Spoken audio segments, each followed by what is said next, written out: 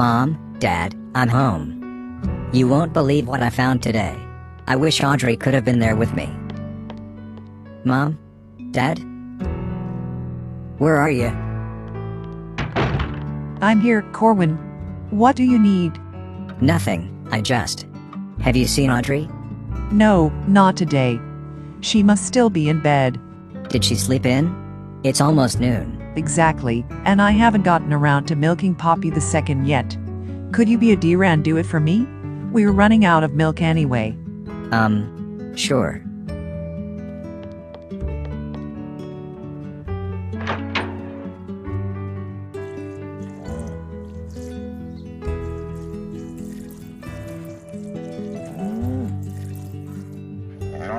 Well done, Poppy.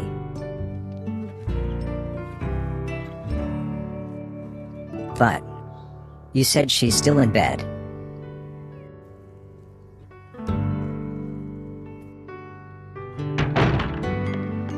Hey, big brother. Audrey, what were you discussing with Mom and Dad? What? Oh, it was nothing. They scolded me for not doing laundry properly. Anyway, you said you found something and wished I had been there too. Yes, a very interesting rock that looks like a giant snail. It's near, the forbidden place. The Bramblewood Lake. Hush. Not so loud. You know what? I think we should go there. Are you crazy?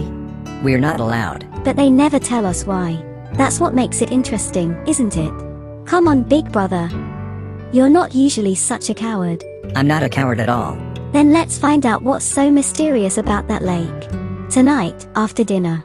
Can you imagine the faces our parents will make when we tell them tomorrow where we've been? That was the day you died. Thinking about it now makes me wonder if you chose it on purpose, after whatever argument you had with my parents. And today is the day you're going to find out everything you don't know yet.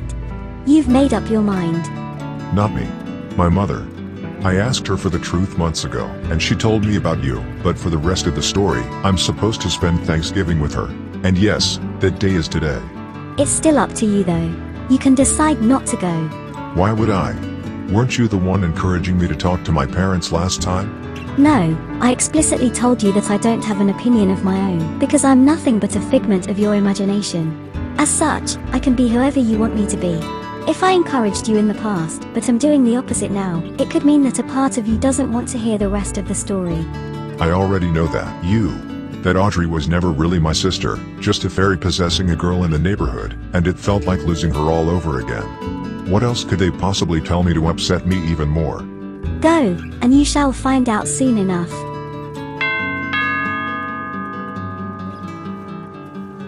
Right. Today is the day. Time to go. There you are, Grande. I was beginning to think you changed your mind. No. We're going to a Thanksgiving dinner with my parents. I may not like it, but my mother promised no more lies, and I'm holding her to that. Where's Tiamo? Celebrating Fangsgiving, the vampire equivalent of Thanksgiving, with his fellow vampires. He wouldn't enjoy anything your mother might serve, no matter how much effort she put into it. He said the same thing about me and whatever they're eating at their festival, so I'm joining you instead. Fine by me. I'm probably going to need any support I can get. Well, I certainly hope it won't turn out too depressing. Do you need a moment? I've waited long enough. Let's go.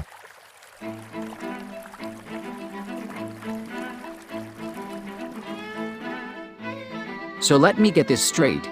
You are still Loki, but this is also Loki, the present version of you that has only just been born, because you're Tiamo's son from the future.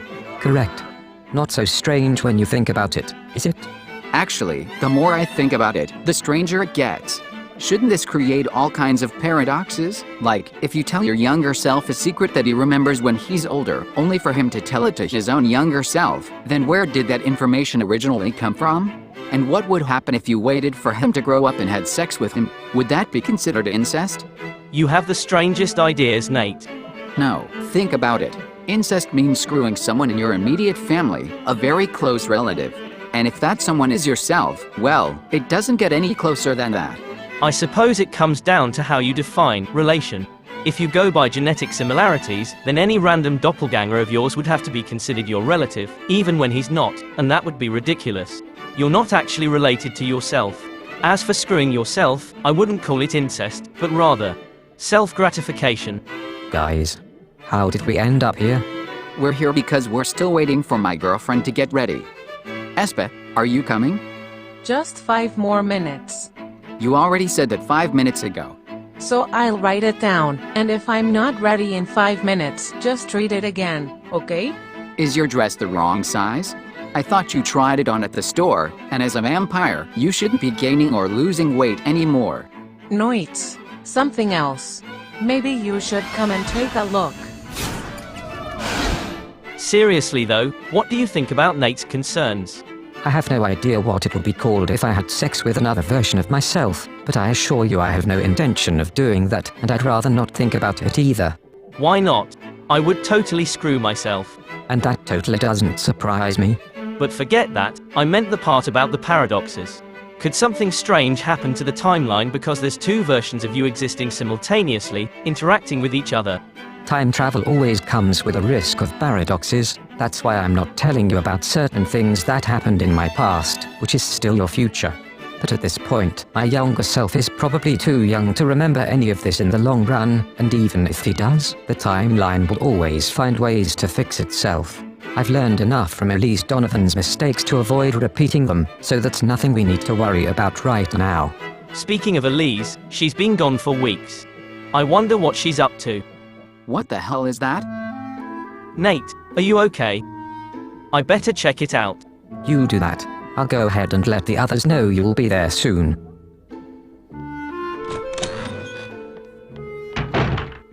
Why is there a garden gnome in your bathroom? I was hoping you could tell me.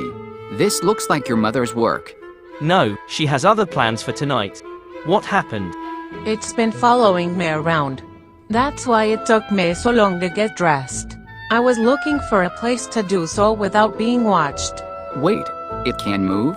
Apparently, but only when nobody's looking. Why didn't you call me sooner? Yeah, I've been fasting for a while because Charmaine talked about a very grand meal, and the hunger really got to me. I thought I was hallucinating, but if you can see it too. Sorry, no idea what's going on. I just think it's hilarious. Mum is going to love this. If it's not your mother, could it be the witch hunters doing? Shadow Vale used to be their hideout after all. Why would the magic haters of all people use magic to animate the garden gnome? But we can't help it now, and I'm fully dressed, so let's join the others. Perhaps one of them knows something about it.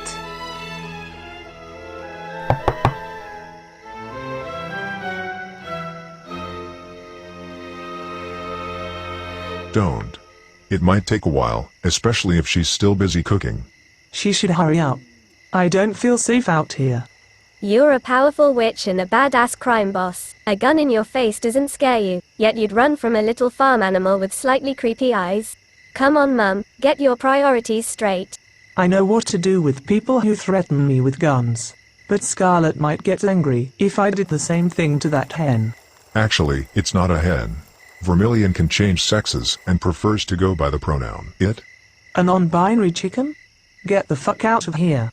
Again, priorities. So many strange things about that chicken, and the thing you take issue with is its gender identity. No, I take issue with the entire chicken. This is just the icing on the cake. How would you even know about an animal's gender identity or its preferred pronouns? Did it tell you about that itself? No, my mother did. Vermilion is another mystery she never bothered to explain to me. No idea where it came from, but one day, it was just there.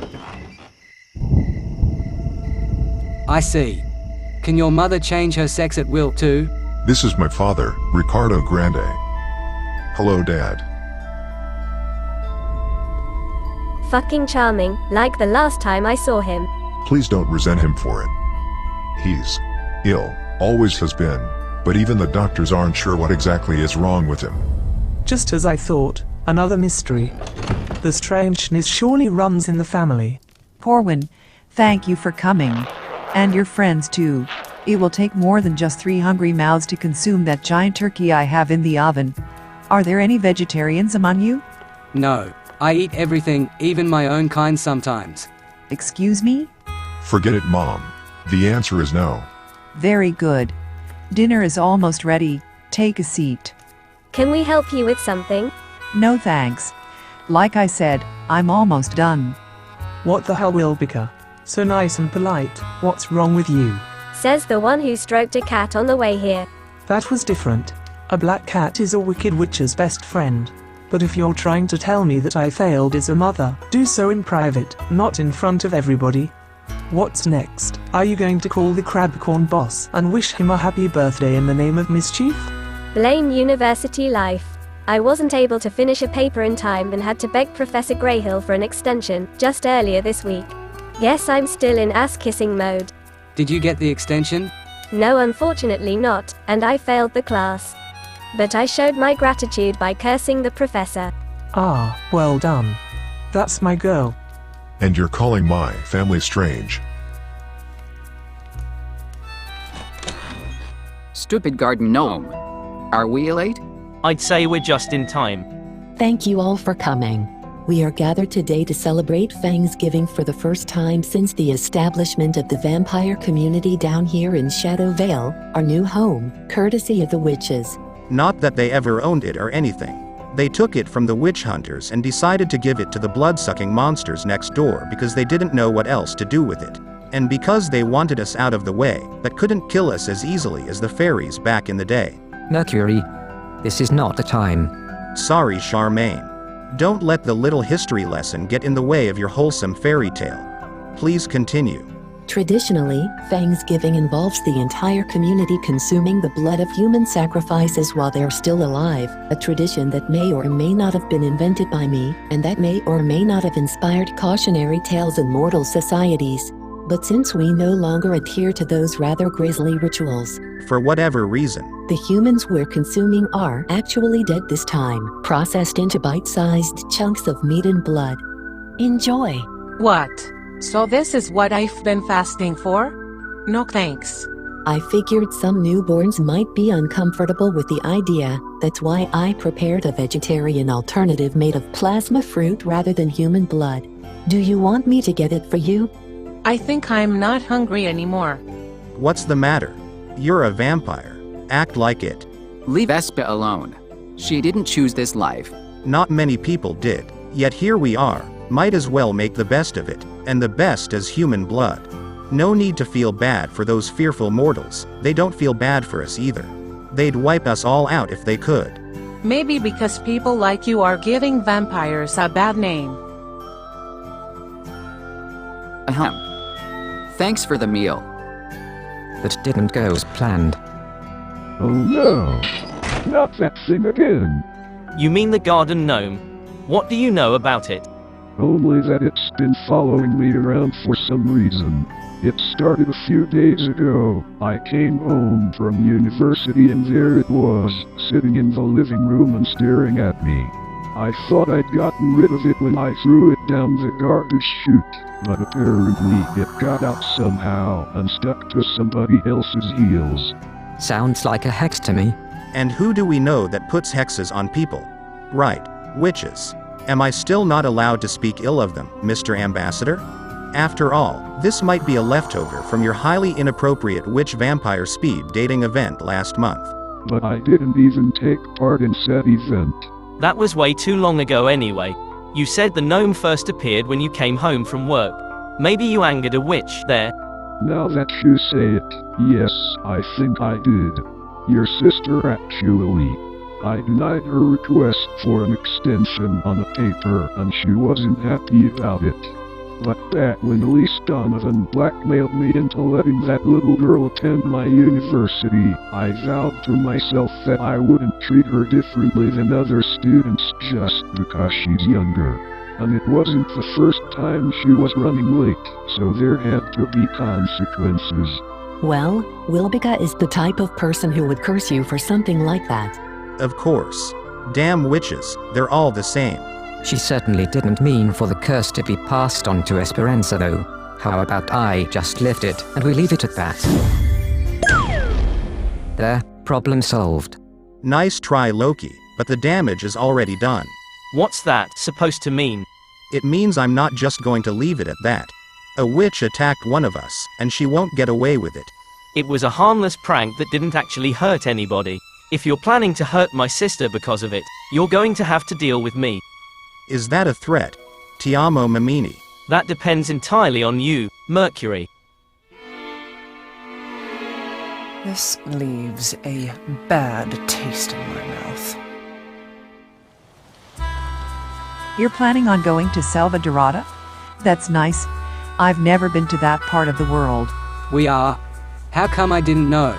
Mum decided that on a whim, after discovering that the museum from which she, had borrowed our last relic, has closed its Salvadoradian section.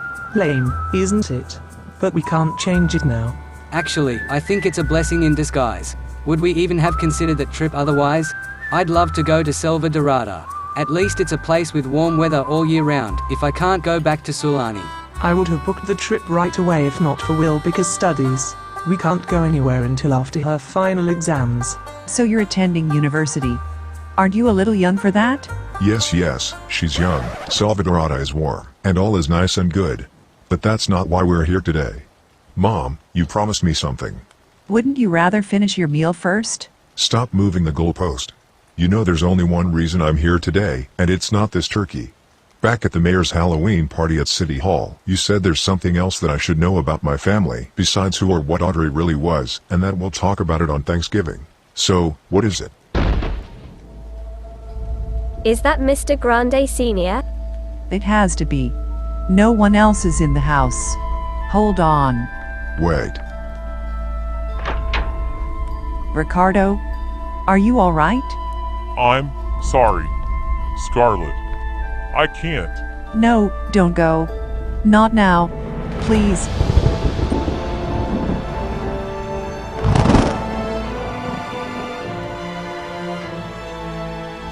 Dad? What the fuck is going on? Where am I? And who are you? Are we supposed to pretend that this isn't shady as fuck? Because between the scary gender-bending chicken and Audrey and whatever this is, it's getting a little crazy, don't you think? She's making a good point, Mom. Where is Dad? I think he's over there. The same thing happened to Tiamo when he was resurrected by the fairy doll. He is right, Corwin. You wanted the truth, and this is it. Although I wish I'd been able to break it to you in a more gentle manner. Someone should probably go after him. What's that supposed to mean? That little boy is my father? How? Audrey wasn't the first fairy to visit this family. In fact, the only reason she came here was to call back the other fairy that had already been living with us. You mean Ricardo? But fairies are not supposed to have humanoid bodies. Don't you get it? Ricardo was a boy I met as a child, but by then, he was already possessed. I took a liking to him, and for some reason, he liked me back, even though we knew that one day, he would have to leave his human vessel behind and return to his people. But he didn't want that, so he decided not to. Your husband was possessed by a fairy all along? That's why he got sick when he got older, because an adult human's brain can't handle a fairy's mind. Or the other way around. And what about that boy, the real Ricardo? You used his body against his will. Does he remember the past 60 years at all? We were fully aware that what we were doing to him wasn't fair. So we came up with a way to give him a second chance at life by binding him to a fairy doll. When the fairy I loved left Ricardo's adult body behind to die, it reverted back to the state it was in when the bond was formed. He's alive again. And he'll grow old again, like nothing happened. Except a lot happened. Decades have passed, he now has a wife and a son he doesn't remember, and the rest of his family, all his loved ones that he does remember, are probably long gone. Fuck that second chance at life. Do you have any idea what you've done? I can't believe this. Don't make this seem worse than it really is. He was a good father to you, wasn't he? Whenever he was lucid, he was— Shut up. You make me sick.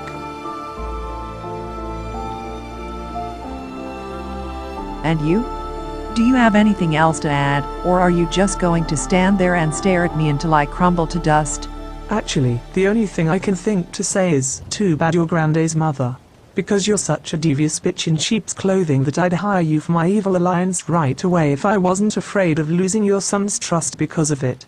Your evil alliance? Wait, are you mischief? My mother is mischief. If Mercury tries anything funny, she'll have his head, provided I don't get to him first. I doubt he'd be foolish enough to go after Wilbica because of some prank. He wouldn't have survived for thousands of years if he was that impulsive. But there's still his faithful witch-hating mob that would use any excuse to go to war. Should I be worried about you too? You know, you can always drop this ambassador business and move in with us. Some thugs down here might take offense at you being a hybrid. Which is exactly why they should fear me, not the other way around. I'm much more powerful than them, and if I don't keep them in check, who knows what they'll do. So thanks for the offer, but I can take care of myself, and these things always sort themselves out somehow. With respect, Master, I felt that your reaction to the Mammini child's prank was disproportionate. It would be unwise to quarrel with our allies. Look at the bigger picture, Sir Wednesday. That garden gnome prank might have been harmless, but are we really going to allow witches to curse us for disagreeing with them? And what about confused souls like Esperanza, who view their vampirism as a disgrace? Our community is breaking apart, and a weak ambassador like Loki isn't going to change that, not with his own mixed heritage getting in the way. We need a strong leader to hold us together. One that prioritizes the well-being of his people over fleeting political alliances with other occult species. My days of watching from the sidelines are over.